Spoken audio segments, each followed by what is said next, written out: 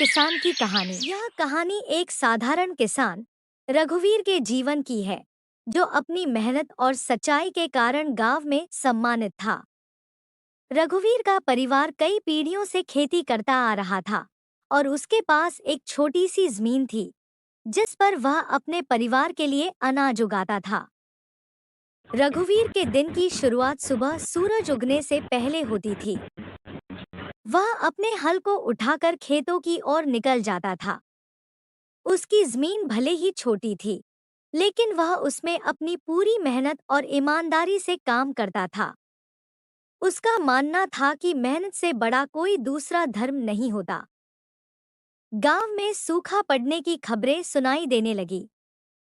आसमान में बादल घिरते तो थे, लेकिन बरसते नहीं थे। इससे किसान बहुत चिंतित थे। रघुवीर भी परेशान था, लेकिन उसने हिम्मत नहीं हारी।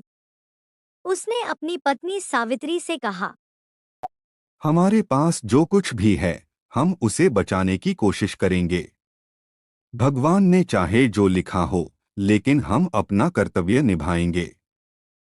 रघुवीर ने अपनी जमीन की देखभाल करने में कोई कमी नहीं छोड़ी। वह रोज खेतों की सिंचाई करता, पौधों को संभालता और बीजों की सही देखरेख करता। सावित्री भी उसकी मदद करती थी। उसकी मेहनत रंग लाई और कुछ हफ्तों बाद उसकी फसल अच्छी होने लगी। हालांकि बारिश अभी भी नहीं हुई थी, लेकिन रघुवीर के खेतों में हरियाली दिखने लगी थी। एक दिन गांव के प्रधान ने रघुवीर के खेतों की ओर देखा और हैरान रह गए। जहां बाकी किसानों की फसलें सूख चुकी थी, वहीं रघुवीर के खेतों में अनाज लहलहा रहा था। प्रधान ने रघुवीर से पूछा, तुमने ये कैसे किया? बाकी सारे खेत सूखे पड़े हैं और तुम्हारा खेत हरा भरा है। रघुवीर ने विनम्रता से कहा, प्रधान जी, मैंने बस अपना कर्तव्य निभाया है।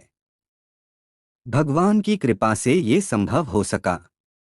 मैंने सिर्फ मेहनत की है और फसल को बचाने की कोशिश की है। प्रधान ने उसकी मेहनत और सच्चाई की सराहना की। उन्होंने गांव के बाकी किसानों को भी रघुवीर से सीखने को कहा। रघुवीर की कहानी पूरे गांव में फैल गई और वह सभी के लिए एक मिसाल बन गया। अंततः बारिश भी हो गई और गांव में खुशहाली लौट आई। रघुवीर की फसल बेहतरीन हुई और उसने अच्छी कीमत पर उसे बेच दिया। उसकी मेहनत का फल उसे मिला और गांव के बाकी किसान भी अब समझ चुके थे कि सच्चाई और मेहनत से किसी भी मुश्किल का सामना किया जा सकता है।